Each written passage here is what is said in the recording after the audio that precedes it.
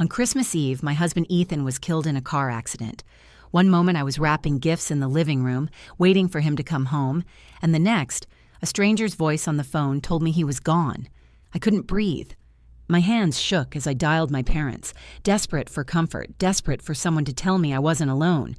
Through my sobs, I managed to say, "Dad, Ethan's dead. I need you."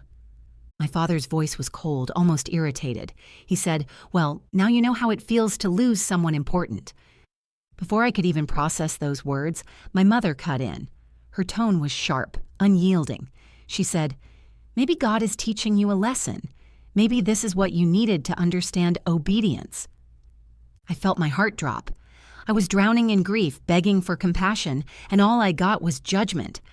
I hung up the phone with my tears still falling, realizing that not only had I lost my husband, but in that moment, I had lost my family too. But what they didn't know, what they could never have imagined, was what Ethan had quietly left behind.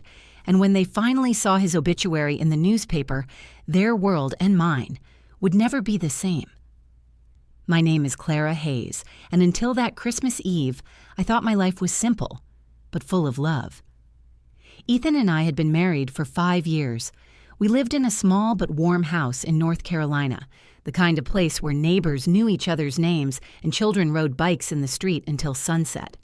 Our home wasn't filled with luxury, but it was filled with laughter, music from Ethan's old guitar, and quiet moments that made me feel safe. Ethan was 32, a construction supervisor who worked harder than anyone I knew. He came home covered in dust most days, but he always kissed me first before he even set his boots aside. People sometimes overlooked him, assuming he was just another working man with little to offer. But to me, he was everything. Gentle, strong, and endlessly giving. My parents never saw him that way. My father, Richard, believed success was measured in numbers on a paycheck. He wore his pride like armor, and to him, Ethan was a disappointment. "He'll never be able to give you the life you deserve," he used to say. My mother, Elaine, agreed, but cloaked her criticism in religion. Whenever I tried to defend my husband, she would shake her head and say, "God calls us to wisdom, Clara. You chose wrong, and one day you'll see that." The only one who ever offered me quiet sympathy was my younger brother, Daniel. He was 26, still trying to find his place in the world. Whenever tension flared, he kept his head down. Sometimes he would slip me a text after family dinners. "I know they're hard on you. I'm sorry." He never dared to speak up in front of our parents, but those little messages told me he cared. Still, despite their disapproval, Ethan and I built a life we were proud of. We didn't have much, but we shared everything. On that last morning before the accident, we had coffee together in the kitchen. He teased me for burning the toast again, and I told him he worked too much and needed to rest. He smiled, squeezed my hand, and promised me, "Next year, Clara, everything will be easier." I believed him. I had no idea those would be the last words he ever said to me. Christmas Eve had always been my favorite day of the year.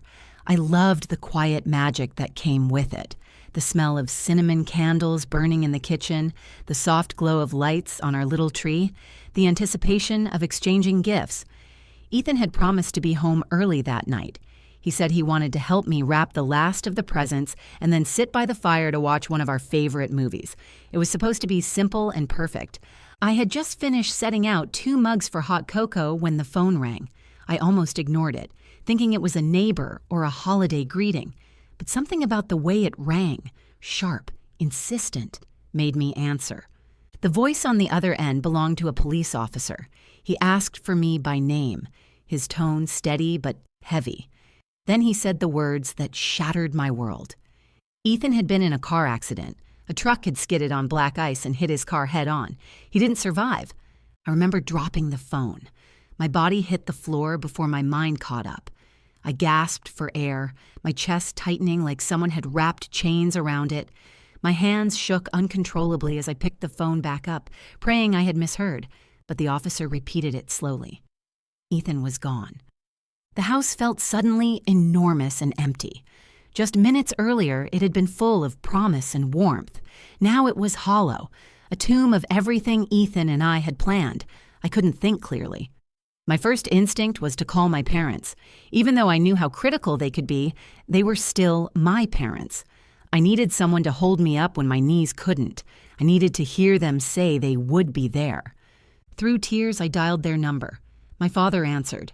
I could barely get the words out. "Dad, it's Ethan. He's dead. There was an accident. I don't know what to do." For a moment, there was silence. Then my father's voice, cold and clipped, filled the line. "Well, now you know how it feels to lose someone important." The words cut deeper than the news of Ethan's death. I thought maybe grief had made me mishear him. I asked, "What do you mean?" "I just lost my husband." He didn't soften. His tone was final, almost annoyed. "Life is hard, Clara. People die. You're not the only one who suffers." Before I could respond, my mother took the phone. Her voice carried the same sharpness it always had when she spoke about Ethan. "Maybe God is teaching you a lesson. Maybe this is His way of showing you what happens when you don't listen. You should have chosen differently, Clara. Now you see." I felt my breath catch in my throat. My heart was already broken, but in that moment it was as if someone had driven a nail into the pieces. I wanted to scream. I wanted to beg them to take it back. Instead, I said, "How can you say that to me? I just lost the man I love." In the background, I heard Daniel's voice, faint, almost like he was trying not to be heard. "Clara, I'm so sorry." But before he could say more, my mother snapped, "Daniel, not now." The line went quiet again. I was left gasping into the phone, tears blinding me. My parents had given me no comfort, no support, only judgment and condemnation. The silence on their end was louder than any scream. With shaking hands, I ended the call.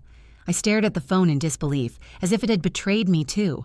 In the span of minutes, I had lost my husband and realized my family would not be there for me. The pain of that truth settled over me like a suffocating weight. The hours that followed were a blur. I sat on the couch with Ethan's sweater pulled over me, breathing in his scent as if I could hold on to him through fabric. I kept hoping I would wake up and it would all be a nightmare. But the reality was undeniable. There were calls to make, arrangements to consider, and people to inform, and I was expected to do it alone. When the funeral home asked about obituary details, I froze. That was something families usually handled together. A mother, a father, siblings gathered around a kitchen table, piecing together the life of the one they had lost. But my family had already turned their backs. The responsibility fell to me. That night, while other families in town were gathering for Christmas Eve dinners, I sat at the kitchen table, staring at a blank sheet of paper. My tears stained the page as I tried to find the words to honor Ethan. I wanted people to know who he really was. The man who gave his last dollar to a coworker who couldn't afford groceries. The man who volunteered to build ramps for disabled neighbors. The man who always put others before himself. I wrote until my hand cramped, capturing every piece of him I could. It wasn't just an obituary. It was my love letter to the world about who Ethan was and what he meant to me. When I finally put down the pen, I realized something powerful. My parents could choose to dismiss him. They could call him unworthy, broke, or a mistake. But Ethan had lived a life of quiet strength and generosity that they would never understand. And now, even in death, I was determined to make sure everyone else did. The day after the accident, the house felt like a museum of Ethan's life. His boots were still by the door, dusted with mud from the construction site. His jacket hung on the back of the chair where he had left it, waiting for him to slip it on again. Everywhere I looked, I saw reminders of him, and each one brought a fresh wave of grief. But as the sun rose and light filled the kitchen, I realized something I hadn't let myself face yet. Ethan deserved to be remembered the right way, and it was up to me to make that happen. My parents weren't going to help. They had made that clear. The idea of walking into a funeral home alone terrified me, but the thought of letting Ethan's memory be diminished by neglect terrified me more. I sat at the table with his photograph in front of me and whispered, "I'll do this for you. I'll do it right." The first step was planning the funeral. When I called the funeral director, my voice shook, but I kept going. I explained that Ethan was only 32, that he was loved, that he mattered. The director spoke kindly, telling me they would handle everything they could, but I still needed to make decisions. Where the service would be, what music would play, what words would be spoken. I didn't know where to begin, but then I remembered how Ethan used to hum while fixing things around the house. His favorite hymn was Amazing Grace. He sang it under his breath when he thought no one was listening, and sometimes I would join in just to make him laugh. That would be the song. When it came to the obituary, I refused to reduce him to a list of dates and relatives. He wasn't just a birth date and a death date. He was the nights he stayed late to help a friend move into a new apartment.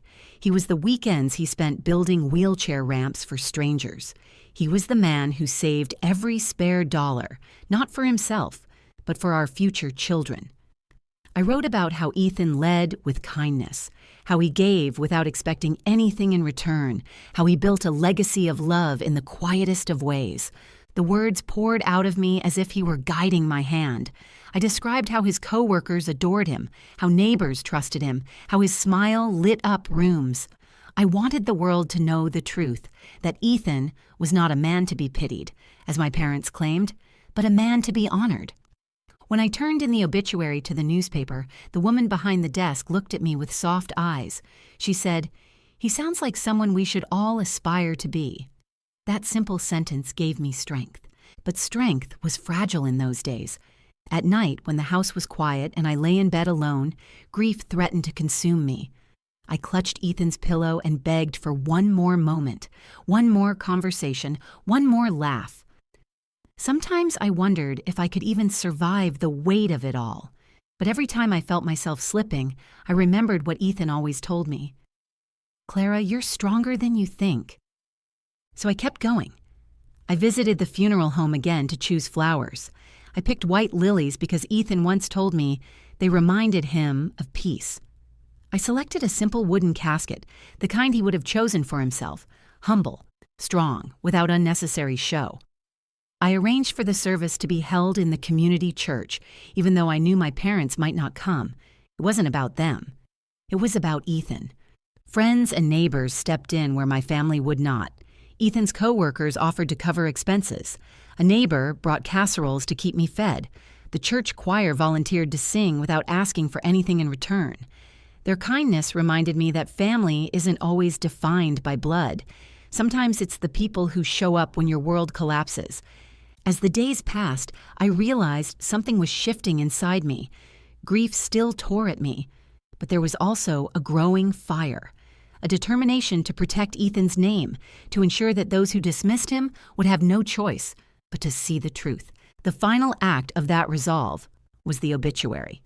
Publishing it wasn't just about informing people of his death, it was a declaration. It was me standing in front of the world and saying, this man mattered. His life was worth remembering. His love was worth honoring. When the paper finally came out, I held it in my hands and felt tears streaming down my face. There it was in black and white. The story of Ethan Hayes, not the way my parents had labeled him, but the way he truly was. I knew my parents read the paper religiously. They would see it. They would read every word. And they would finally be confronted with the truth they had chosen to ignore. That thought gave me a strange sense of peace. For once, I wasn't just reacting to their cruelty. I was standing up for Ethan, for our marriage, for the love that had carried me through the best years of my life. The days leading to the funeral were the hardest I had ever known, but as painful as they were, they also forged something inside me. I was no longer the daughter who bowed her head when her parents spoke. I was the wife who refused to let her husband's memory be erased by judgment and cruelty. And though I didn't know it yet, the words I had written about Ethan would not only honor him, they would reveal a side of his life that even I had underestimated. My parents thought they knew everything about Ethan. They were about to discover how wrong they were. The morning the obituary was published, I sat at the kitchen table with the newspaper spread in front of me. My coffee went cold beside me, untouched, as I read the words I had written again and again. I wanted them to sink in, to feel real, to remind me that Ethan's story was finally told. His face, smiling and strong, was printed for the entire town to see. For once, he wasn't invisible. By noon, neighbors began calling. Friends stopped by with flowers and condolences. One woman from down the street, whom I barely knew, hugged me with tears in her eyes. "I had no idea Ethan volunteered at the shelter," she said. "That was beautiful. He touched more lives than he probably realized." Each person who came through the door confirmed that I had done the right thing. But I also knew that somewhere across town, my parents were reading the same words. Richard and Elaine Hayes, who had dismissed Ethan as broke and unworthy, were now faced with the truth. My heart ached to imagine their reactions, not because I wanted their approval anymore, but because I knew the reality would shake them. 2 days later, at the funeral, the church was filled. People I had never met before lined the pews. Co-workers, neighbors, friends from the shelter, even the children he used to coach in Little League, all of them came to pay their respects. The choir began to sing Amazing Grace, Ethan's favorite hymn, and I felt my chest tighten as the music carried his memory through the room. I sat in the front row, clutching the folded program in my lap. My hands trembled, but I felt a strange calm too. Ethan was gone, but he was surrounded by love. That was what mattered. Then, as the service began, I noticed movement at the back of the church. My parents walked in. Richard's jaw was tight, and Elaine clutched her purse like it was a shield. Behind them was my brother Daniel, his head bowed. I hadn't invited them. I hadn't expected them. For a moment, anger surged in me. Anger that they would dare to appear after the cruelty they had shown. But then I remembered the obituary. They weren't here for me. They were here because the words had forced them to see Ethan differently. When the pastor opened the floor for memories, person after person stood to speak. A coworker talked about Ethan staying late to train new hires without ever asking for overtime pay. A neighbor described how Ethan fixed her porch for free when she couldn't afford repairs. A young woman in a wheelchair shared how Ethan built her a ramp so she could leave her house without struggling. Each story was a piece of the puzzle, painting a picture of a man my parents had never cared to know. I turned slightly, watching my parents' faces as they listened. Richard's expression was hard, but I could see cracks forming. Elaine dabbed her eyes with a tissue, her lips pressed tight. They looked small in that church, surrounded by people who had known Ethan's worth all along. After the service, we gathered outside. The air was cold and snowflakes began to fall softly, dusting the black coats of the mourners. People hugged me, pressed my hands, whispered words of comfort. I felt carried by their kindness, even as my heart remained heavy. It was then that the lawyer approached me. He introduced himself as the executor of Ethan's will and asked if I could come to his office later that week. My stomach tightened. I had assumed there would be little to discuss. Ethan and I had lived modestly with few luxuries. I expected debts, maybe a small insurance policy, but nothing more. That Friday, I sat across from the lawyer in a small office filled with papers and dusty books. My parents arrived unexpectedly, uninvited, claiming they wanted to support me. In truth, I knew they were curious. They had heard whispers after the obituary, rumors about Ethan's quiet generosity, and now they wanted to see for themselves. The lawyer cleared his throat and began. He explained that Ethan had been saving and investing for years. He had purchased land quietly, rented it out, and built a steady income stream. He had stocks, bonds, and accounts I never knew existed. It turned out that Ethan wasn't broke at all. He had built a future for me, carefully and quietly, never boasting about it, never letting on how much he had accomplished. As the lawyer read the details, my parents' faces shifted from curiosity to shock. Richard leaned forward, his mouth slightly open. Elaine clutched her purse tighter, her eyes darting between me and the lawyer as if trying to process the numbers she was hearing. The total was more than I could have ever imagined. Ethan had left me secure, not just for the present, but for the future, too. My father finally broke the silence. "Clara, we didn't realize. Maybe we misjudged him."